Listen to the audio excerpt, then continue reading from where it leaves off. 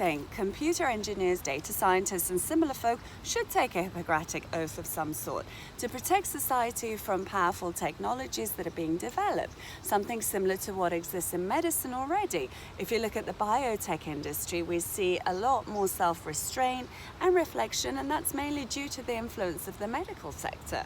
In medicine, you learn about ethics from day one. It's at the forefront of your mind and your actions right from the start. Something similar to that oath will help us really think deeply about the possibility and applications and outcomes of tech, and take us down an avenue that at least we don't do any harm to society. There's other measures too. Let's look at a real world example.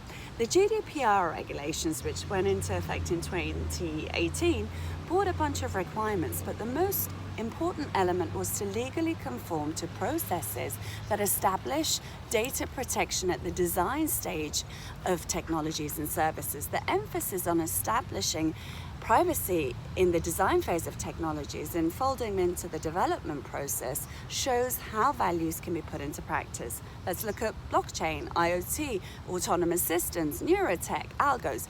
These are all niche technologies designed by specialist sectors with narrow sets of interests. In some areas, proper values haven't explicitly been established yet. In saying all of this, I'm not saying we now have a silver bullet. It's not going to be an easy task. It's a challenge. You can't just add an ethics app in the process and move on. It runs much deeper. It needs a cultural, corporate mind shift, new methodologies, and sometimes even challenging market mentality and drivers behind it.